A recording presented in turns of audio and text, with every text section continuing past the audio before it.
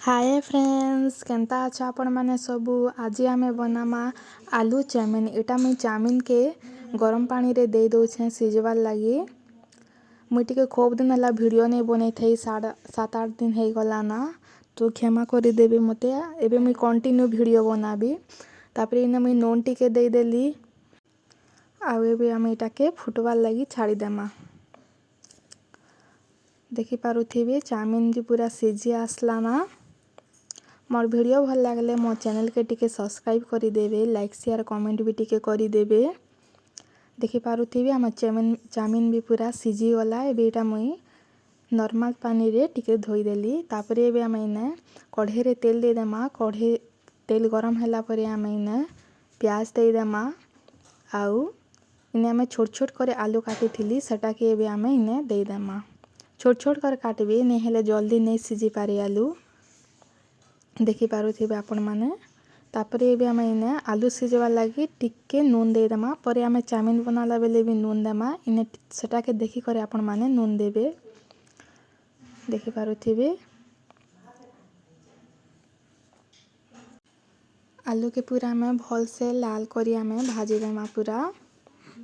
देखि पारुथिबे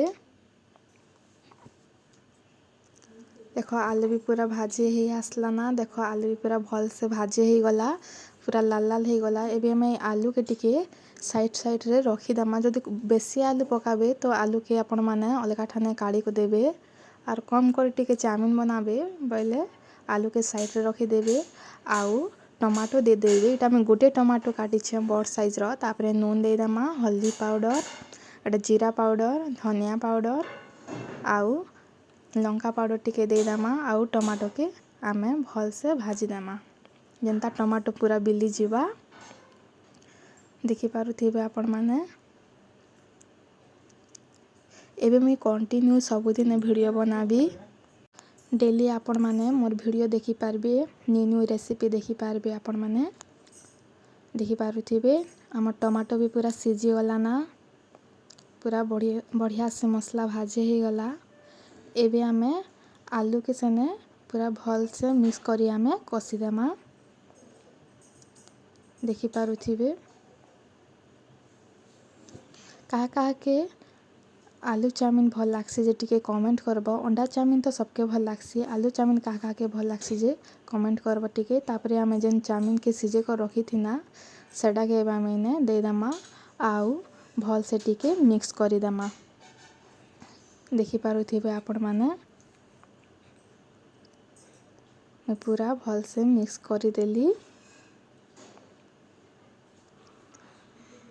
मैं टिके आज कम बनौछे, अधिक बनाले आउ टिके अधिक आलू पकाबे। तापरे एबे हम इने टमाटो केचप टिके दे देमा। टमाटो केचप देले बेसी भल लागसी। आपण माने चाहेले इने सोया सॉस भी दे पारबे। सोया सॉस देले भी आउ बहुत भल लागसी। आमे टमाटो सॉस दे देमा आउ टिके भल से मिक्स करी देमा। भल से टिके आमे पूरा मिक्स करी देमा। देखो रेडी हे गला आमर आलू चाउमीन। मोर स्टाइल रे आपण माने भी टिके एंता को चाउमीन मने कर खाइबे, बहुत भल लागसी। इने बेसी किछि मसला भी देबा के नहीं पड़े, घरे जेनटा थिसे सेने आपण माने बनै पारबे।